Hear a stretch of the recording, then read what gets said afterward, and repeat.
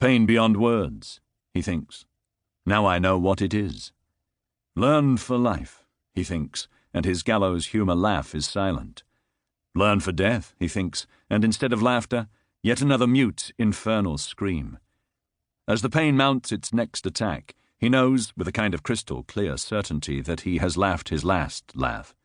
The pain is no longer deepening.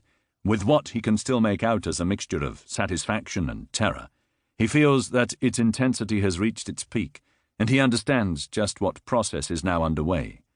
The downward slope. The graph of pain is no longer rising. It is levelling out, and beyond it he can glimpse the steep incline that will, with the inevitability of a playground slide, end in nothingness, or, and he fights the thought, with God. The pores of his body are wide open, small gaping mouths roaring the great why that he can't roar himself.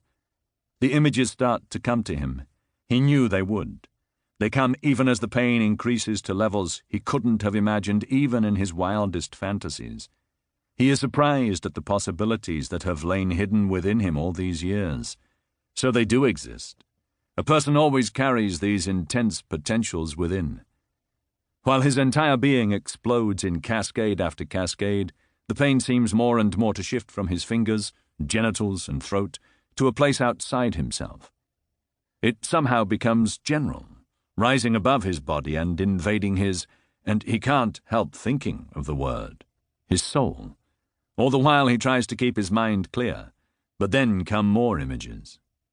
At first he fought to maintain contact with the world outside, but now the world outside, beyond the small window, is nothing more than the giant aircraft lumbering past.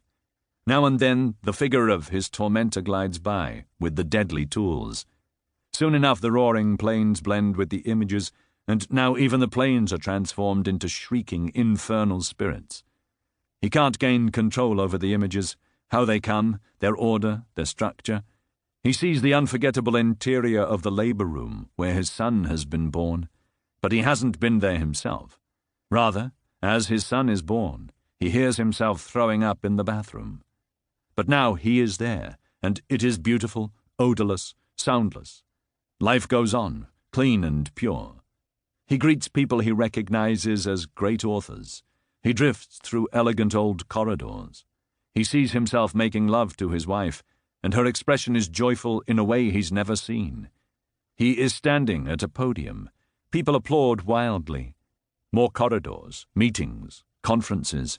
He is on TV, showered with admiring looks.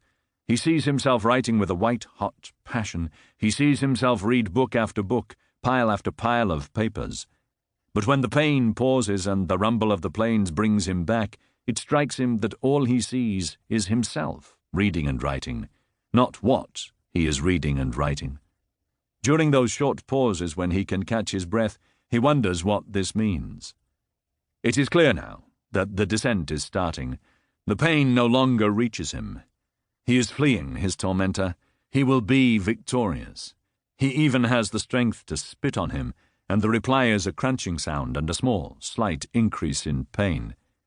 Out of the darkness comes a roaring dragon, and it becomes an airplane that sweeps a lingering veil over a soccer field where his son is casting nervous glances at the sidelines. He waves to him, but his son doesn't see.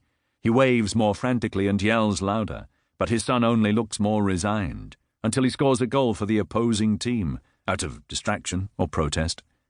Then he sees the young woman next to the bookshelf, her impressed glances.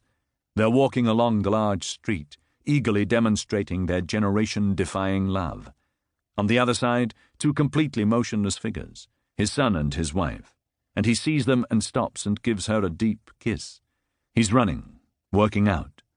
The little needle presses down into his scalp again and again, and finally his glorious thick hair is back again. His cell phone rings during a debate at the book fair. Another son. Champagne corks pop, but when he gets home, they're gone.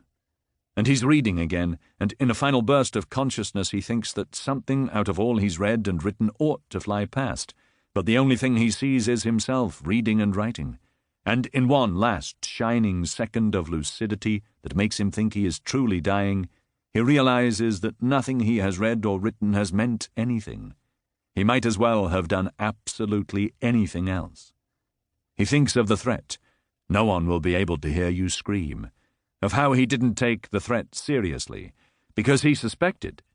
A final burst of pain stops his last thought. And so begins the end. His pain fades away. The images come quickly now. It's as though there's no time. He's walking in the protest march. The police raise their batons above him. He's standing in a summer pasture, the horse racing toward him. A little grass snake slinks into his rubber boots and winds its way between his toes. His father looks absent-mindedly at his drawing of the enormous snake. The clouds rush by above the edge of the stroller canopy, and he thinks he sees a cat moving around up there. Sweet milk is sprayed over his face. The thick, pale green cord leads the way, and he travels through dark, fleshy canals. And then he is no longer travelling.